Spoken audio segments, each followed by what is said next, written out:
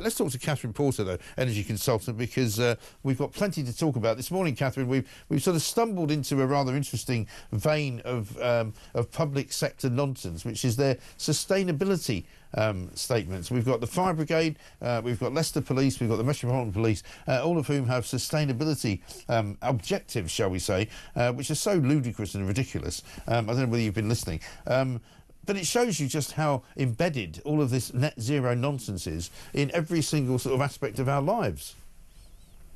Yeah, it is. It's insane. And a couple of weeks ago, we were talking about Heathrow Airport. Heathrow's been going on about sustainability for more than a decade. Yeah. And what good has it done them when they end up having a blackout? Not very much good at all. Well, exactly. These services should be focusing on their core jobs.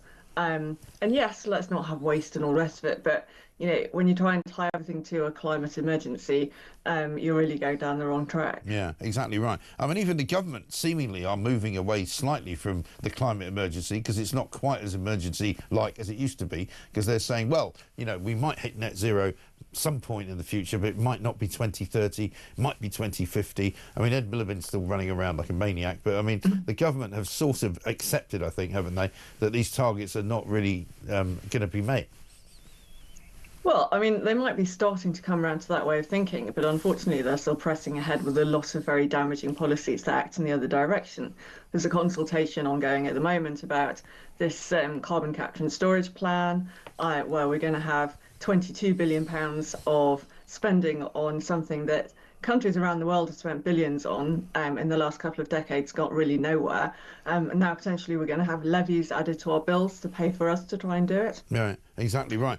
And I see they're looking at extending the subsidies for renewable generation, despite the fact that in the last couple of years we've built wind farms that spend twice as much time being paid not to generate than are paid to actually produce electricity. Well, exactly right. It's a total mess. It is a total mess. And Ed Miliband has even admitted that the public sector will be paying, basically, or the taxpayer will be paying for solar panels and wind turbines coming in from China, which may have been produced by slave labour.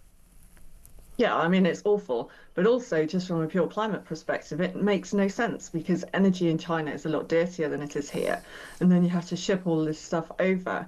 And even worse now, we have the prospect of losing our last blast furnaces and not being able to make our own steel, which has a huge security of national security implication, as well as just being really dumb for the planet. The emissions from doing that in China instead of here, are insanely higher. This is completely going in the wrong direction. Totally, yeah. And I see from your Twitter that you made a point that in February the cost of balancing the national electricity system was more than double the amount spent during the same month last year.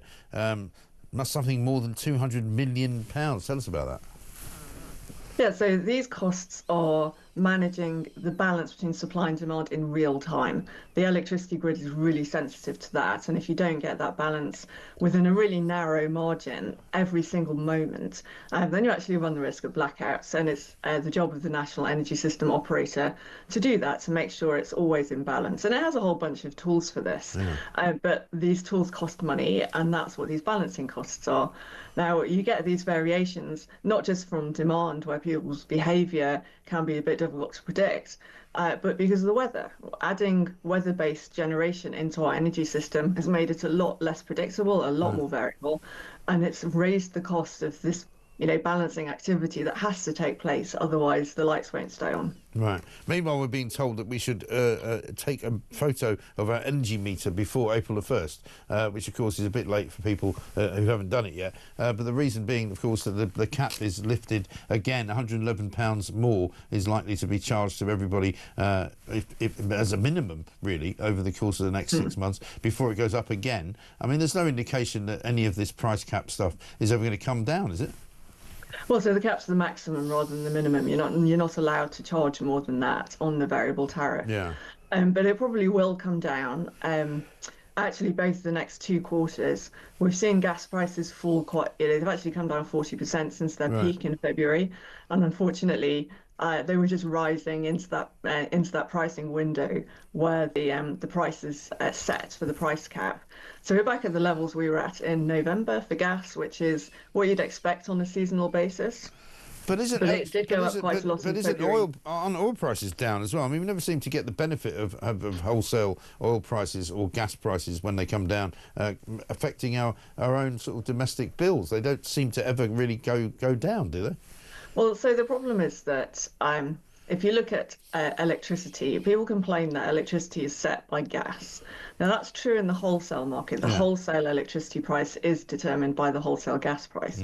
But the wholesale electricity price is only 40% of the bill that we pay. Right. So if we're seeing things like green levies going up, if we're seeing network costs going up, those balancing costs are counted towards the network costs, which is about 20% of the bill, then you don't see the benefits of the gas price falling in the way you'd hope, because there's a lot of other costs in the mix that are going up while the gas costs are going down. Right. And this is actually why we saw in 2023 household spend on gas and electricity went up, despite the fact that wholesale prices fell dramatically. Right. So has anybody got any hope left for the rest of this year? I mean, it's only past the first quarter. We're into April now, April the 1st, April Fool. What chance will people have of seeing their energy bills coming down over the course of the next 6 months? Well, we are expecting to see them come down because they've, as I said, come down by 40% since the highs in February. Yeah. We'd expect, both on a seasonal basis, because we just use less gas in the summer, to see that price come down for the 3 months after this current price cap period that's starting today. But also the indications are that later in the year they will remain lower and not go back as much as you'd expect into the winter. Now, we actually do have some visibility on global gas prices stabilizing. We've got new upstream projects coming on stream that bring new gas into the market. And then there's also some speculation that there might be a resumption of gas supplies from Russia. There's quite a strong pressure at the moment from German industry to reopen the Nord Stream pipeline that was least damaged in those explosions a couple of years ago. Right. And that's obviously going to be a very politically sensitive topic. But I think if we do start to see some resolution of the conflict between Russia and Ukraine, then certainly Germany could very well look to start buying more Russian gas again. And in that case, you could expect to see quite a dramatic impact on prices. Indeed. Good to talk to you. Catherine Porter, thank you very much indeed. Energy consultant.